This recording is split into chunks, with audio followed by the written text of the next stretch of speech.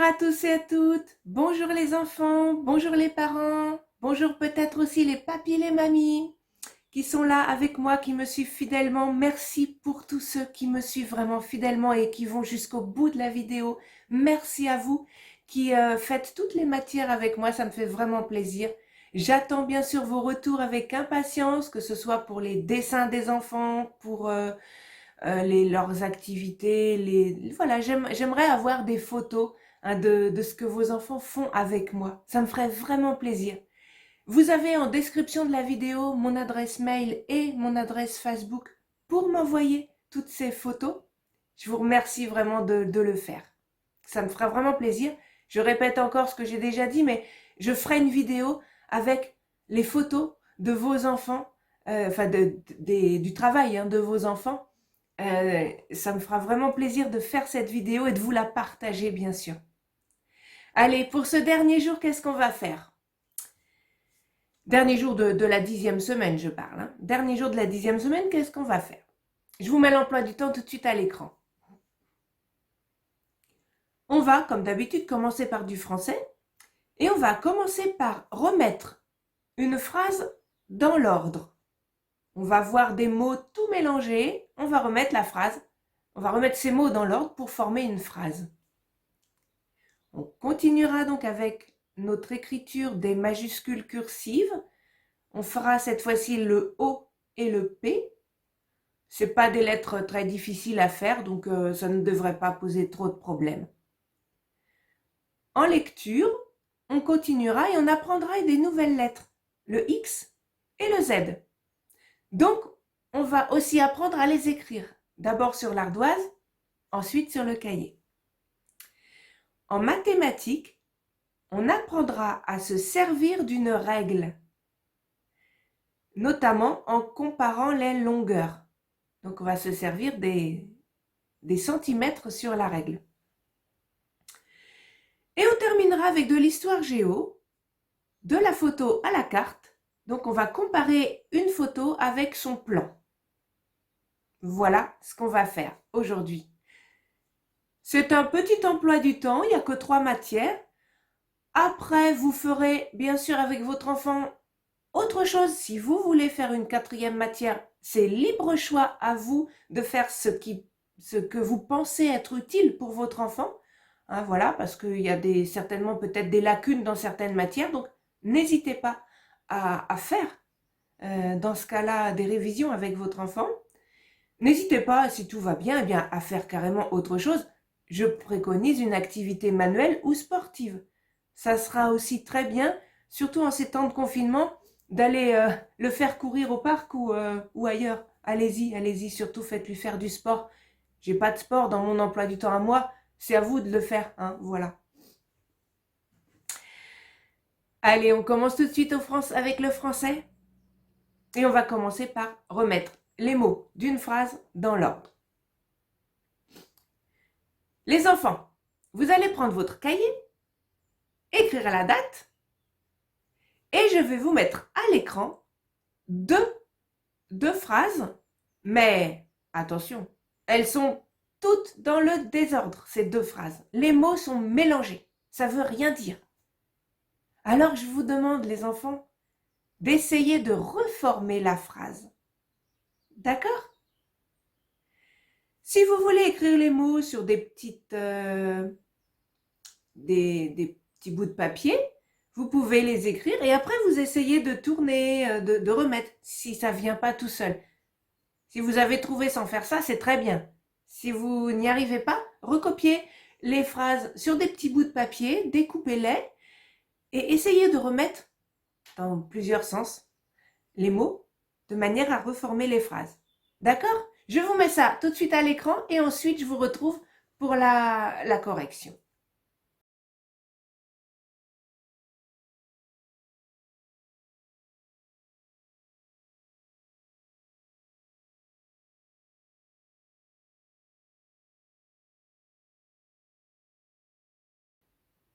Alors, vous avez réussi les enfants? Si vous avez réussi facilement, alors c'est vraiment super. Allez, je vais vous donner la correction. Première phrase. On avait 2 fois le mot le. Ensuite, on avait différents mots. Alors, je vous mets tout de suite la correction. Regardez ce que ça donne.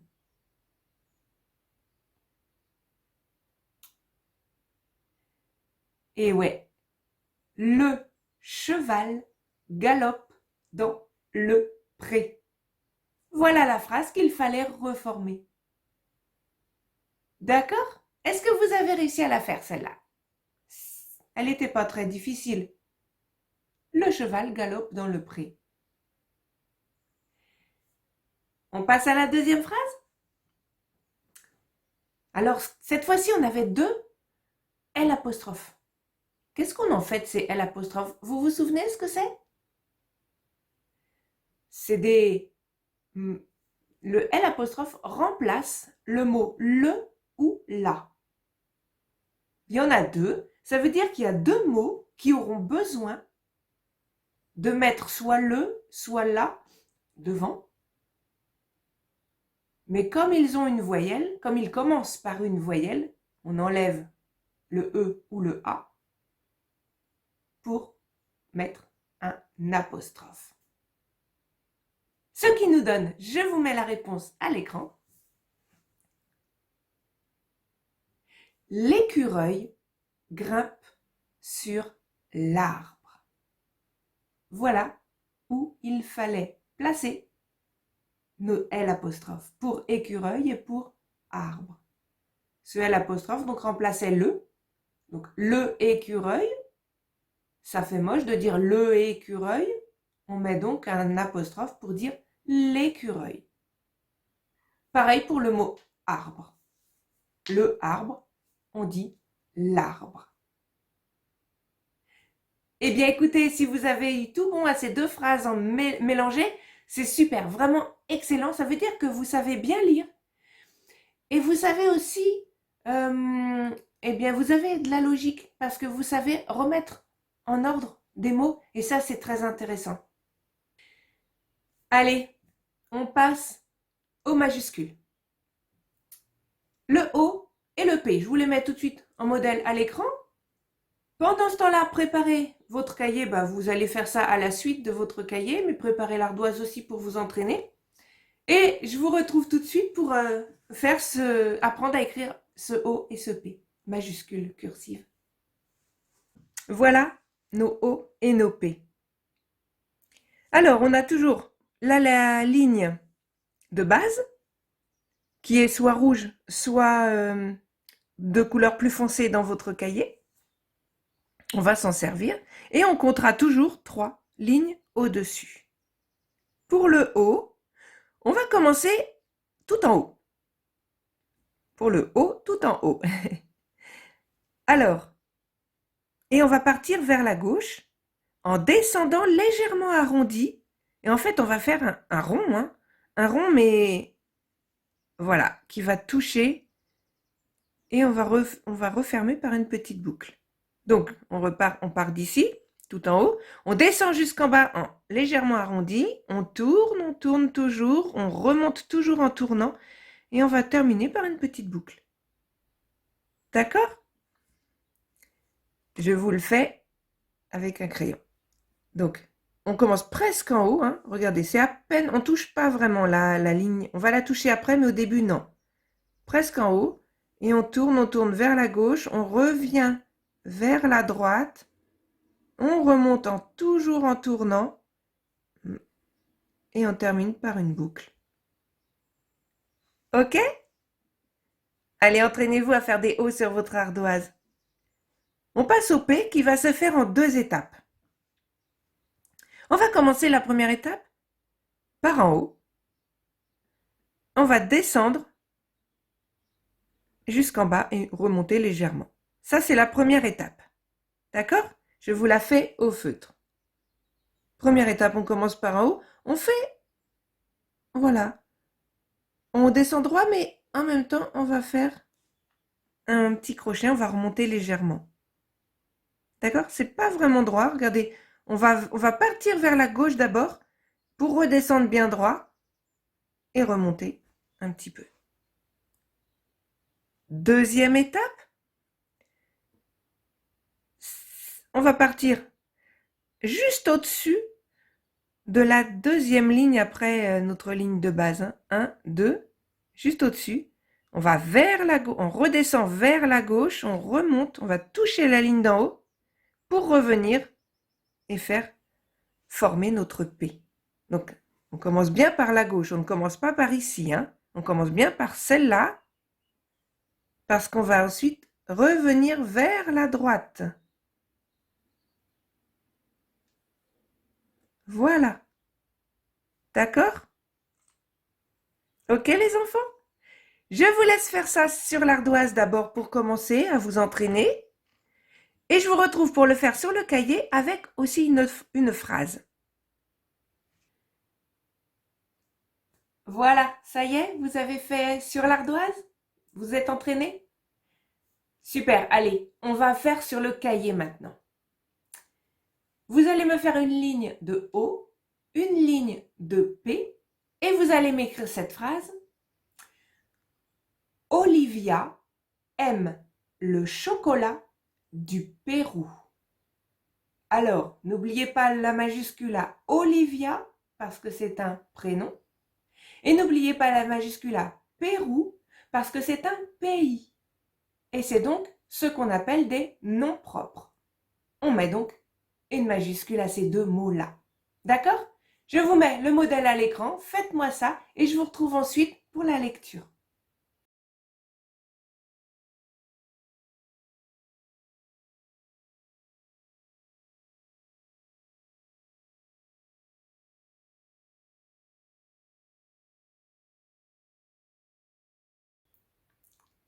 Ça y est les enfants? Vous avez fait vos majuscules et écrit cette phrase? Super, allez on continue. Nous voilà arrivés à la lecture de ce livre et on va le prendre à la page 43.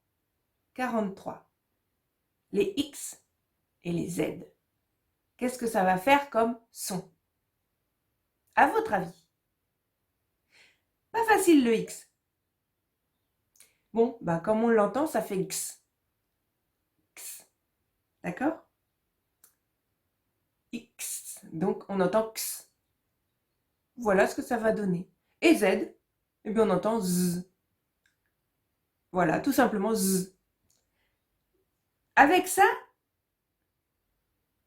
on va associer des sons, des lettres et des sons. Je vous mets à l'écran, essayez tout seul, donc on répète le X, on entend X. Le Z, on entend Z, et bien ça nous fait ces sons-là. D'accord? Je vous mets à l'écran la page, essayez tout seul et je vous retrouve pour le faire avec moi.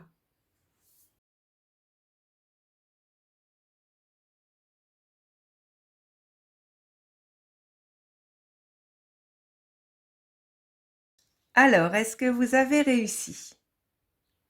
Je pense que oui. Hein. On y va. Un X tout seul. Bon, ça fera X. On va rajouter un I. On a dit X. Donc, ça va faire Xi. Xe. Xa. Xon. D'accord? Xi, xe, xa, xon. On va pour les mots. Un taxi. 9. Un taxi, 9. Le laxatif. Le laxatif, c'est un médicament. Du luxe. Du luxe. Eh oui. Une taxe. Une taxe. La rixe. La rixe. Je boxe. Je boxe. OK pour le X? On passe au Z. On passe au Z et ensuite on fera des mots avec des X et des Z. Donc Z, Z, ZA, zi, ze, zé, zon. On y va pour les mots. Le bazar.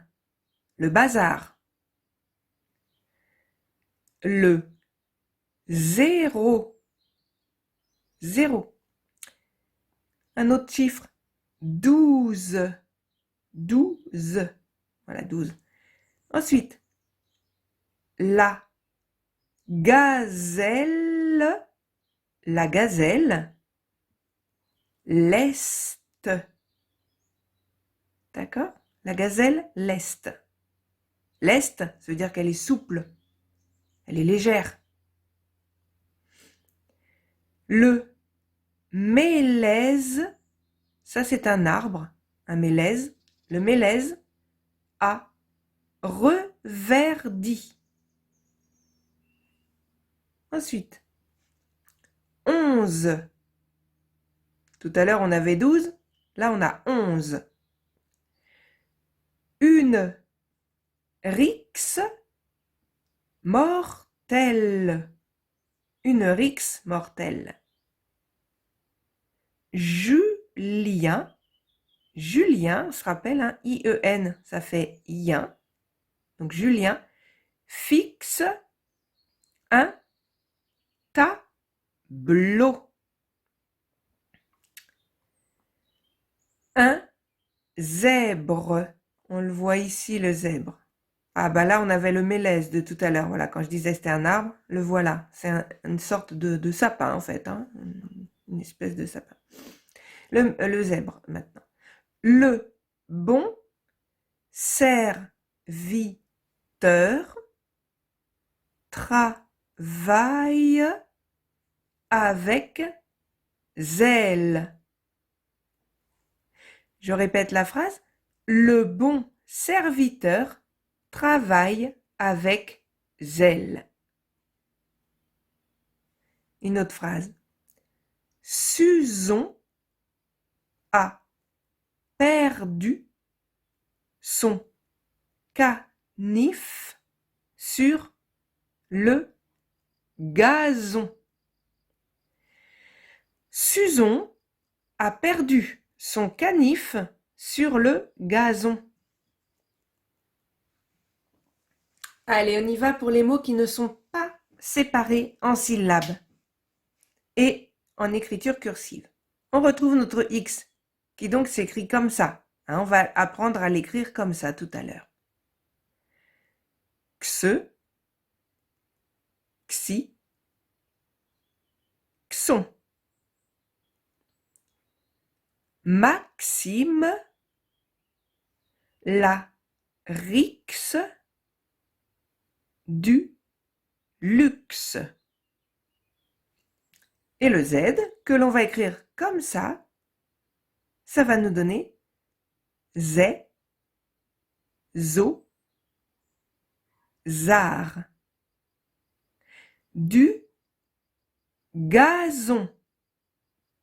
Le bazar, la gazelle. Max sera zélé. On voit pas bien, mais il y a un petit accent ici. Hein. Zélé. Michel a boxé avec adresse. Michel a boxé avec adresse. Et voilà pour notre lecture. On va donc passer, comme je l'ai dit tout à l'heure, à l'écriture. On reprend donc notre ardoise, l'écriture du X et du Z. Donc, comme avant, on reprend notre ardoise du côté blanc. Et je vais montrer comment on écrit un X et un Z. Alors, le X.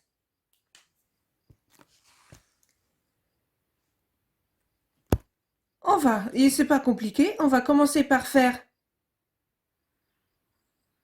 la moitié d'un rond, comme ça, mais de ce côté-là, hein, en partant en fait vers la droite d'abord, pour revenir vers la gauche.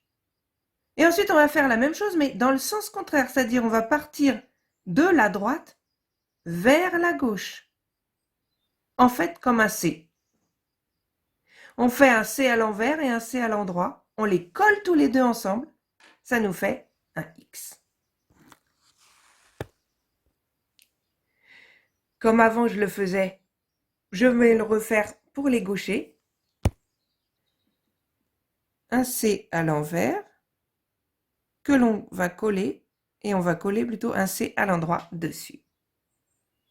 D'accord? Allez, on passe au Z. Le Z. Alors, il va être plus difficile, celui-là. Est-ce que vous vous souvenez comment on fait un R? On commence par faire une petite boucle vers le haut. On revient comme ça. Ensuite, voilà. Alors, pour le R, on va faire une boucle. Mais là, attention, on va commencer par faire ça. Bien en biais, celui-là, le petit trait. Hein. Je ne veux pas un trait droit. Hein. Vous faites un trait qui part vers la gauche. Alors, attendez, je l'efface et je recommence pour vous le montrer mieux. Je vais essayer de le faire même plus gros. On commence par une petite boucle. Voilà. Et là, à partir de là, on va faire un trait qui va repartir vers la gauche. Faites ça déjà.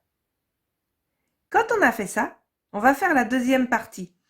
Ici, on va imaginer qu'il y a notre ligne. Attendez, je prends un autre feutre. Voilà. J'ai pris un noir. Je vais tracer une ligne. Alors, voilà. J'ai tracé la ligne de votre cahier, en fait. C'est tout simplement la ligne rouge ou plus épaisse de votre cahier. D'accord? On est arrivé là. On va reprendre donc là où on est arrêté. Et on va faire tout simplement une boucle. Comme ça. OK? Je vous remontre encore une fois pour les gauchers. Alors, hop, on va bien vers la gauche. Et ensuite, on va reprendre ici, partir donc vers la droite pour former une boucle. Voilà notre Z. OK? Allez, entraînez-vous sur l'ardoise d'abord et ensuite faites une ligne de X et une ligne de Z sur votre cahier. D'accord? Faites ça et je vous retrouve pour les mathématiques. Allez, nous voilà arrivés aux mathématiques. Alors, comme je l'ai dit dans l'emploi du temps, on va avoir besoin d'une règle et d'un crayon de bois. D'accord? Une règle de 20 cm, ça suffit, hein, pas besoin d'en prendre une grande. Alors, on va comparer des longueurs. Les enfants, regardez votre règle. Regardez bien dessus. Qu'est-ce que vous voyez? On y voit des chiffres, des traits et des chiffres. Qu'est-ce que c'est? Eh bien, tous les chiffres correspondent à des centimètres. Alors, on voit le 0. Vous avez repéré sur votre règle 0? Il est tout au bord de la règle, vers la gauche. Et ensuite, si on compte les petits traits, on en a 10 avant d'arriver à 1. Encore 10 petits traits, on a le chiffre 2. Les chiffres, ce sont des centimètres. D'accord? On apprendra ce que c'est les petits traits plus tard. On va se contenter des grands traits avec les chiffres. D'accord?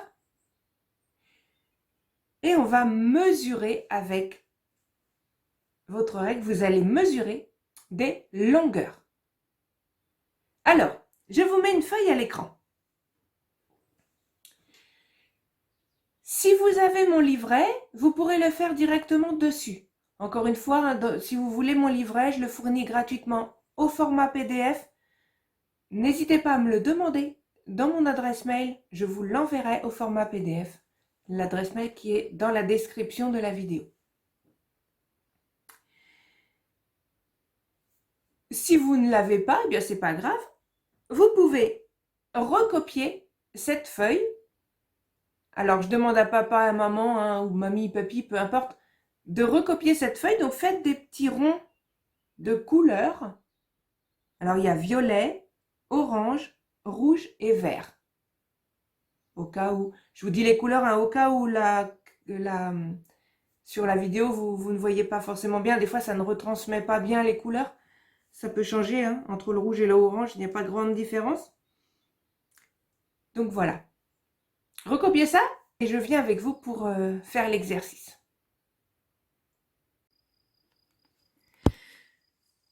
Alors, nous voilà avec nos points. Nos ronds de couleur. Alors bien sûr, si vous l'avez fait vous-même, comme je l'ai dit tout à l'heure, les mesures ne seront pas forcément les mêmes que moi. C'est pas grave. Le principal, c'est que l'enfant mesure le plus proche possible de la réalité ce que vous avez fait, la bonne mesure. Alors, vous allez voir que même moi, dans ma feuille, les mesures ne seront pas juste pile poil, hein. C'est pas important. Ce qui est important, c'est que l'enfant se rapproche au plus près de la réalité. Les mesures exactes et précises, on verra ça, on commencera à voir ça même l'année prochaine seulement, hein. Donc, ne vous en faites pas si, par exemple, on va voir ça ensemble, ne vous en faites pas. Alors, les parents, les enfants, soyez bien attentifs. On va commencer par, regardez, on a le petit tableau ici où on va reporter notre mesure. On a cm, ça veut dire centimètres. Centimètres, c'est justement les chiffres que l'on a sur notre règle. D'accord? Donc, à chaque chiffre, ça fait 1 cm de plus. Allez, on commence par le violet. Les deux violets sont là. On va poser notre 0 sur un rond violet et on va voir jusqu'où ça va nous mener. Et on pose aussi notre règle donc sur l'autre rond violet. On va poser notre règle en fait sur les deux ronds violets. Mais attention, ce qui est important, c'est qu'on pose notre 0 sur pour commencer sur un rond. D'accord? Donc on pose bien le 0 sur le rond et on va voir jusqu'où ça va. On peut tirer un trait, hein, pourquoi pas. Et là, je tombe. Alors voilà, c'est pas une mesure vraiment exacte. On tombe sur 3, plus que 3, moins que 4, c'est-à-dire 3,5. Les enfants, on va marquer 3 simplement sur notre papier. Hein, on ne va pas marquer et demi, on apprendra ça plus tard. D'accord? Voilà, c'est un petit mot pour les parents aussi. N'exigez pas de vos enfants qu'ils marquent 3,4. Non, non, non. On marque 3, on arrondit. D'accord? Voilà. Donc, nos deux ronds violets, la distance entre les deux ronds violets, c'est de 3 cm. On va donc écrire ici 3 cm. Allez, on passe au orange. Les deux oranges. On met bien notre 0 sur un rond orange. D'accord? Et ensuite, on va toucher avec notre règle l'autre rond orange. On va pourquoi pas faire un trait? Alors, moi je trouve le chiffre, ça s'arrête bien là, hein, pour toucher le chiffre 9. Le plus proche, c'est donc le chiffre 9. La mesure entre les deux ronds orange, elle mesure 9 cm. On va donc mettre un 9 dans notre mesure ici. D'accord? On passe au vert. Les verts. Les deux verts sont là. Ah, ils sont loin l'un de l'autre. On va reprendre notre règle. On va poser le 0 sur le premier rond et on va aller jusqu'au deuxième rond. Le deuxième rond s'aperçoit que le chiffre le plus proche, c'est le 16. On va faire un trait. D'accord? 0 jusqu'à 16. Eh bien, on va marquer que la longueur de nos deux ronds verts, c'est 16 cm. On écrit donc 16. Et on termine avec les rouges. Donc nos deux rouges sont là. On pose notre règle. Le 0 sur le premier rouge. Et on va toucher l'autre rouge. Et on va arriver au chiffre le plus proche, c'est le chiffre 13. On peut, pareil, vous n'êtes pas obligé de tirer un trait, mais si ça vous aide, faites-le. 13 cm pour la longueur rouge. On va donc écrire dans notre case 13 cm.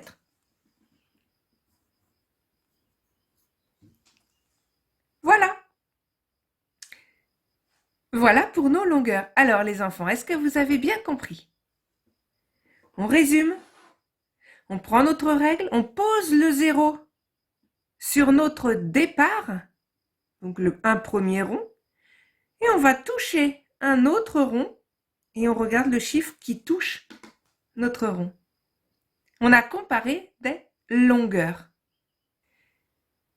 Alors, pour finir, vous vous souvenez du gabarit que l'on avait fabriqué hier, c'est-à-dire jour 3? On va le reprendre, ce gabarit. Reprenez-le avec vous si vous l'avez. Alors moi, j'ai pris le mien. On va le mesurer avec la règle. D'accord? Alors, reprenez votre petit gabarit que vous aviez découpé. Je vous rappelle, hein, je vous avais demandé de découper un rectangle de 2 carreaux sur 10. 10 carreaux de longueur, 2 carreaux de largeur. Des petits carreaux, hein, sur un papier à petits carreaux. Le mien. Je vais poser le 0 tout au bord de mon gabarit. D'accord? Et j'arrive à le chiffre là, 5 cm. Mon gabarit mesure 5 cm. Si vous aviez bien fait votre gabarit à vous, eh bien normalement, il mesure aussi 5 cm.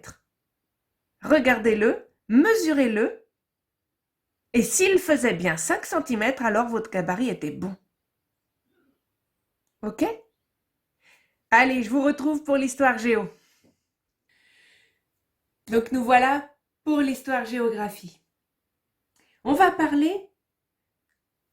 continuer notre chapitre sur les cartes, les plans, et je vais vous mettre à l'écran donc une photo. Regardez, je commence par vous mettre une première photo. Donc c'est bien une photo là, une photo satellite d'une île. Voilà, ça représente, donc c'est une île qui existe réellement. Je vais vous dire après laquelle que c'est. Regardez-la bien. Je vais vous afficher maintenant, à côté, une deuxième carte. Ça représente l'île d'Ars dans le Morbihan. Donc si vous n'êtes pas loin, vous allez reconnaître. Donc, une île de Bretagne, ça représente une île de Bretagne. Mais regardez, la première photo, celle que je vous ai affichée en premier, elle ne représentait qu'un morceau de l'île.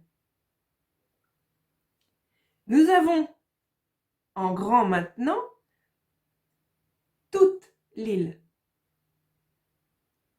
Ce que je vais vous demander les enfants, c'est de retrouver sur la grande carte, avec toute l'île, de retrouver ce petit morceau d'île que j'avais affiché en premier. Essayez de le retrouver. Je vous laisse quelques secondes pour le chercher. Je vais vous l'entourer après.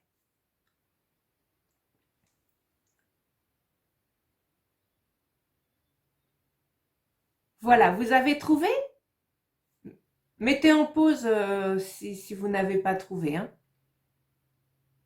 pour continuer de chercher.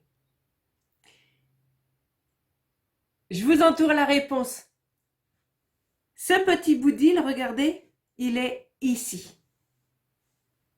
C'est lui. Alors, est-ce que vous voyez une différence? Oui, il y en a. Sur la grande carte, on voit du vert et du jaune. C'est tout ce qu'on voit. Sur la petite, le plus petit carré, eh bien, ce morceau d'île est beaucoup plus détaillé. Pourquoi? Parce que la photo a été prise de plus près. D'accord? On voit donc plus de détails. C'est donc plus intéressant pour se repérer. Néanmoins, on a besoin de la grande carte quand même pour savoir eh bien, où on se situe réellement dans toute l'île. Hein. Mais maintenant, est-ce que vous allez arriver sur cette... Alors, je vous enlève la grande carte, on va travailler sur la petite. Voilà. Est-ce que si je vous donne cette photo, alors que vous êtes, vous, sur l'île, par terre, hein, vous êtes bien dessus, je vous donne cette photo. Est-ce que vous allez arriver à vous repérer, à savoir où vous êtes vraiment et où vous allez devoir aller pour aller à un endroit précis? Ça va pas être facile, hein? Ça va pas être facile. Alors je vais vous mettre cette fois-ci le plan. Le plan de ce bout d'île-là. Voilà. Qu'est-ce que vous voyez de plus? Eh bien, vous voyez une route. Regardez en pointillé, vous avez la route. Comment je sais que c'est la route? Bah regardez, il y a la légende en dessous. Vous vous rappelez qu'on avait travaillé sur la légende la dernière fois?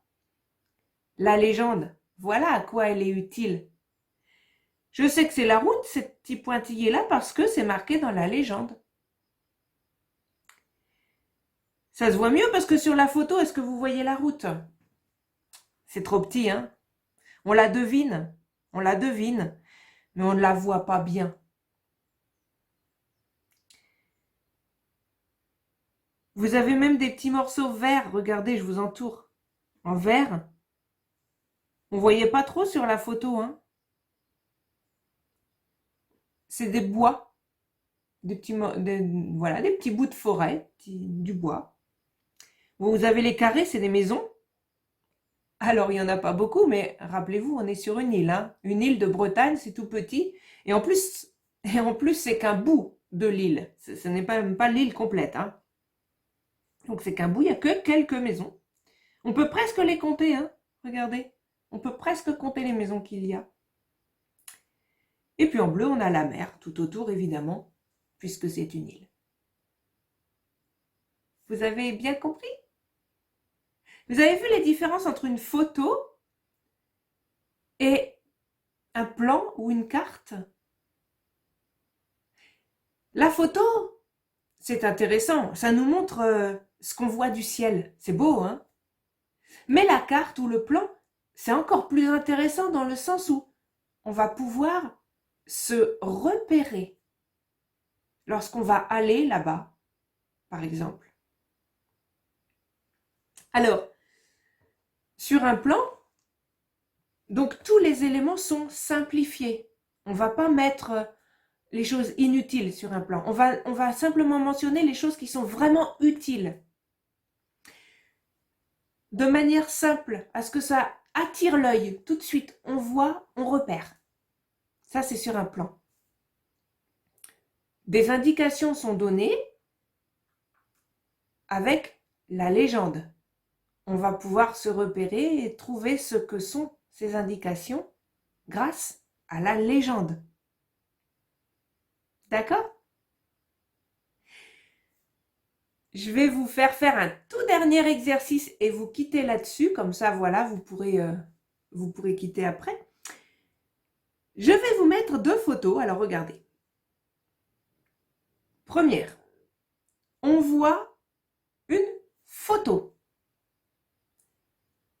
En dessous, on voit le plan de la photo, la carte, le plan. Avec sa petite légende en haut à droite. Les enfants, vous savez ce que je vais vous demander de faire avant de quitter, avant de finir? De dire à votre, à l'adulte qui est avec vous, de dire, de repérer, en fait, de montrer les mêmes endroits sur la photo et sur le plan. Vous montrez les mêmes endroits. La route, par exemple, vous repérez une route, vous montrez la route sur le plan et sur la photo. Une maison en particulier ou un petit parc en particulier, quelque chose, vous le montrez sur le plan et sur la photo. D'accord? Je vous laisse finir avec ça. Mettez en pause pour le faire. Et puis après, moi, je vous quitte. Ok?